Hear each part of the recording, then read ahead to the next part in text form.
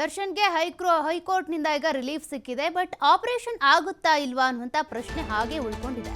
ಬೆನ್ನು ನೋವಿಗೆ ಚಿಕಿತ್ಸೆ ಪಡಿತಾ ಇರುವಂತಹ ನಟ ದರ್ಶನ್ ಬೆನ್ನು ನೋವು ಹಿನ್ನೆಲೆ ಮಧ್ಯಂತರ ಬೇಲನ್ನ ಪಡ್ಕೊಂಡಿದ್ರು. ಮೆಡಿಕಲ್ ಗ್ರೌಂಡ್ಸ್ ನಲ್ಲಿ ಅವರಿಗೆ ಮಧ್ಯಂತರ ಜಾಮೀನು ಸಿಕ್ಕಿತ್ತು.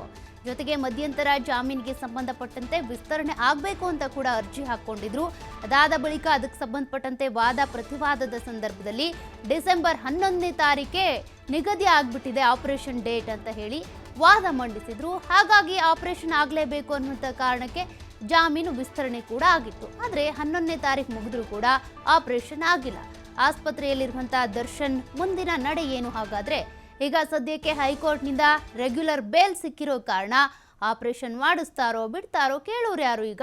ಯಾಕೆಂದ್ರೆ ರೆಗ್ಯುಲರ್ ಬೇಲ್ ಆಗಿರೋದ್ರಿಂದ ಈ ಮೆಡಿಕಲ್ ಗ್ರೌಂಡ್ಸ್ನಲ್ಲಿ ಬಂದಿರುವಂತಹ ಒಂದಷ್ಟು ವಾದ ಪ್ರತಿವಾದಗಳನ್ನ ಆಲಿಸಿ ಏನು ಬೇಲ್ ಕೊಟ್ಟಿದ್ರಲ್ಲ ಅದನ್ನ ಫಾಲೋ ಮಾಡಬೇಕು ಅಂತಾನೆ ಇಲ್ಲ. ಈಗ ರೆಗ್ಯುಲರ್ ಬೇಲ್ ಸಿಕ್ಕಿರೋದ್ರಿಂದ ಫಿಸಿಯೋಥೆರಪಿನೇ ಮಾಡಿಸ್ಕೊಳ್ತಾರಾ? ಹಾಗಾದ್ರೆ ಆಪರೇಷನ್ ಮಾಡಿಸ್ಕೊಳ್ಳೋದಕ್ಕೆ ನಿರಾಕರಿಸ್ತಾರ ಅನ್ನುವಂಥ ಪ್ರಶ್ನೆಗಳು ಸಹಜವಾಗಿಯೇ ಕುತೂಹಲವನ್ನ ಕೆರಳಿಸ್ತಾ ಇದ್ದಾವೆ. ಹಾಗಾದ್ರೆ ದರ್ಶನ್ ಆಪರೇಷನ್ ವಿಚಾರಕ್ಕೆ ಸಂಬಂಧಪಟ್ಟಂತೆ ಏನು ಡಿಸಿಷನ್ ತೆಗೆದುಕೊಳ್ತಾರೆ? ವೈದ್ಯರು ಹೇಳ್ತಾರೆ ದರ್ಶನ್ ಅವರ ದೇಹ ಇದಕ್ಕೆ ಸ್ಪಂದಿಸ್ತಾ ಇಲ್ಲ, ಅವರ ಮನಸ್ಥಿತಿ ಸ್ಪಂದಿಸ್ತಾ ಇಲ್ಲ ಅಂತ. ಹಾಗಾಗಿ ದರ್ಶನ್ ಆಪರೇಷನ್ ಡೌಟಾ ಅನ್ನುವಂಥ ಪ್ರಶ್ನೆ ಮತ್ತಷ್ಟು ದಟ್ಟವಾಗ್ತಾ ಇದೆ. ಸದ್ಯಕ್ಕೆ ದರ್ಶನ್ಗೆ ಕನ್ಸರ್ವೇಟಿವ್ ಚಿಕಿತ್ಸೆಯನ್ನು ನೀಡಲಾಗ್ತಾ ಇದೆ. ಸಿನಿಮಾ ದೃಷ್ಟಿಯಿಂದ ಆಪರೇಷನ್ ಮಾಡಿಸ್ಕೊಳ್ಳೋದು ಡೌಟ್ ಅಂತ ಕೂಡ ಹೇಳಲಾಗ್ತಾ ಇದೆ. ಕಾರಣ ಈ ಆಪರೇಷನ್ ಮಾಡಿಸ್ಕೊಂಡ್ರು ಅಂತ ಅಂದರೆ ಸ್ಟಂಟ್ಸ್ ಮಾಡೋದಕ್ಕಾಗಲ್ಲ, ಸಾಹಸಮಯ ದೃಶ್ಯಗಳನ್ನು ಮಾಡೋದಕ್ಕಾಗಲ್ಲ. ಹಾಗಾಗಿ ಆಪರೇಷನ್ ಬೇಡ ಅಂತ ಮೊದಲಿಂದ ಕೂಡ ದರ್ಶನ್ ಹೇಳ್ತಾ ಇದ್ರು. ಹೀಗಾಗಿ ಫಿಸಿಯೋಥೆರಪಿ ಮೂಲಕ ಗುಣಮುಖ ಮಾಡಬಹುದು ಅನ್ನುವಂಥ ಒಂದಷ್ಟು ಆಲೋಚನೆಗಳು ಕೂಡ ಇದ್ದಾವೆ.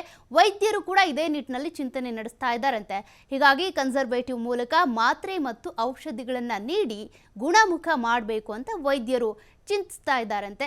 ಇನ್ನು ಔಷಧಿ ನೀಡೋದ್ರ ಜೊತೆಗೆ ರೋಗಿಗೆ ಕೆಲ ದಿನಗಳ ಕಾಲ ವಿಶ್ರಾಂತಿಗೂ ಕೂಡ ಅವಕಾಶವನ್ನು ಕೊಡಬೇಕು ಅಂತ ಡಿಸೈಡ್ ಮಾಡ್ಕೊಂಡಿದ್ದಾರೆ ಎನ್ನಲಾಗ್ತಾ ಇದೆ. ಆಪರೇಷನ್ ಮಾಡ್ದೇನೆ ಅಲ್ಟ್ರಾಸೌಂಡ್ ಚಿಕಿತ್ಸೆ ಮತ್ತೆ ಈ ಕ್ರಿಯೋಪ್ರಾಟಿಕ್ ಚಿಕಿತ್ಸೆ ಹಾಗೂ ಮಸಾಜ್ ಮಾಡಬಹುದು. ಇದರ ಮೂಲಕ ಇವರ ಒಂದು ಆರೋಗ್ಯವನ್ನು ಸುಧಾರಿಸಬಹುದು, ಬೆನ್ನು ನೋವೇನಿದೆ ಅದನ್ನು ಕಡಿಮೆ ಮಾಡಬಹುದು ಅಂತ ಈಗ ವೈದ್ಯಾಧಿಕಾರಿಗಳು ಇದಕ್ಕೆ ಸಂಬಂಧಪಟ್ಟಂತೆ ಚಿಂತಿಸಿದ್ದಾರಂತೆ. ಸೂಕ್ತ ವ್ಯಾಯಾಮ ಮೂಲಕ ಬೆನ್ನು ನೋವನ್ನು ಕಡಿಮೆ ಮಾಡಬಹುದು ಅಂತ. ಬಟ್ ಇದೆಲ್ಲ ಕೂಡ ಈ ಪಾಯಿಂಟ್ಸ್ಗಳು ಬರ್ತಾ ಇರೋದು ಯಾವಾಗ? ರೆಗ್ಯುಲರ್ ಬೇಲ್ ಅಪ್ಲೈ ಆದಮೇಲೆ. ಈಗ ರೆಗ್ಯುಲರ್ ಬೇಲ್ ಸಿಕ್ಕಿದೆಯಲ್ಲ, ಸಿಕ್ಕ ಮೇಲೆ. ಬಟ್ ಇದಕ್ಕೂ ಮುಂಚೆ ಈ ಮಧ್ಯಂತರ ಜಾಮೀನು ಪಡ್ಕೊಳ್ಳೋದಕ್ಕೂ ಮುಂಚೆ ಯಾವ ಪ್ರಶ್ನೆ ಇತ್ತು, ಯಾವ ಒಂದು ಅಂಶವನ್ನು ಇಟ್ಕೊಂಡು ಅಲ್ಲಿ ವಾದ ಮಾಡ್ತಾ ಇದ್ರು? ಇಲ್ಲ ಈ ರೀತಿಯಾಗಿ ನಾವು ಆಪರೇಷನ್ ಮಾಡಿಸ್ಲಿಲ್ಲ ಅಂತ ಅಂದರೆ ಬೆನ್ನೇ ಮುರಿದು ಹೋಗುತ್ತೆ ಅಥವಾ ಪಾರ್ಶ್ವವಾಯು ಆಗುತ್ತೆ, ಹಾಗಾಗಿ ಆಪರೇಷನ್ ಮಾಡಿಸ್ಲೇಬೇಕು.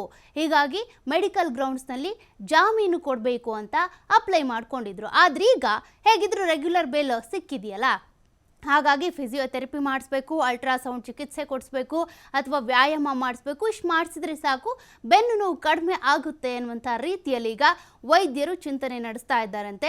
ರೆಗ್ಯುಲರ್ ಬೇಲ್ ಸಿಕ್ಕಿರೋದ್ರಿಂದ ಇವರೇನೀಗ ಜೈಲಿಂದ ಹೊರಗಡೆ ಬರಬೇಕಂತ ಇಲ್ಲ, ಆಲ್ರೆಡಿ ಹೊರಗಡೆನೇ ಇದ್ದಾರೆ, ಆಸ್ಪತ್ರೆಯಲ್ಲಿ ಚಿಕಿತ್ಸೆಯನ್ನು ಪಡ್ಕೊಳ್ತಾ ಇದ್ದಾರೆ. ಹೀಗಾಗಿ ಆಪರೇಷನ್ ನಡೆಯೋದೇ ಡೌಟ್ ಅನ್ನುವಂಥ ಚಿಂತನೆಗಳೀಗ ನಡೀತಾ ಇರುವಂಥದ್ದು. ಆಪರೇಷನ್ ಆಗಲಿಲ್ಲ ಅಂತ ಅಂದರೆ ಈ ಫಿಸಿಯೋಥೆರಪಿ, ಅಲ್ಟ್ರಾಸೌಂಡ್ ಮತ್ತು ಒಂದಷ್ಟು ವ್ಯಾಯಾಮ ಇರ್ಬೋದು, ಬೆನ್ನು ನೋವು ಕಡಿಮೆ ಮಾಡೋದಕ್ಕೆ ಏನೆಲ್ಲ ಚಿಕಿತ್ಸೆ ಕೊಡ್ಬೋದು ಅದೆಲ್ಲವನ್ನು ಕೂಡ ಮಾಡ್ತಾ ಹೋಗ್ತಾರೆ. ಈಗ ದರ್ಶನ್ ಅವರ ಆರೋಗ್ಯದಲ್ಲಿ ಒಂದಷ್ಟು ಏರುಪೇರು ಆಗ್ತಾ ಇದೆ, BP ವೇರಿಯೇಷನ್ ಆಗ್ತಾ ಇದೆ ಅಂತ ಏನು ಅವರ ಪರ ವೈದ್ಯರು CV ನಾಗೇಶ್ ಅವರು ವಾದ ಮಾಡುವಂಥ ಸಂದರ್ಭದಲ್ಲಿ ಹೇಳಿದ್ರಲ್ಲ, ಅದೆಲ್ಲವನ್ನು ಕೂಡ ಆಧಾರವಾಗಿಟ್ಕೊಂಡು ಈಗ ಸದ್ಯಕ್ಕೆ ಔಷಧಿ, ಮಾತ್ರೆಗಳು, ವ್ಯಾಯಾಮ, ಒಂದಷ್ಟು ಚಿಕಿತ್ಸೆಗಳನ್ನ ಕೊಡಬೇಕು ಅಂತ ಮುಂದಾಗಿದ್ದಾರಂತೆ. ಹಾಗಾದರೆ ಆಪರೇಷನ್ ಪಕ್ಕಾ ನಡೆಯಲ್ಲ ಅನ್ನುವಂಥ ಚರ್ಚೆ ಈಗ ಶುರುವಾಗಿದೆ.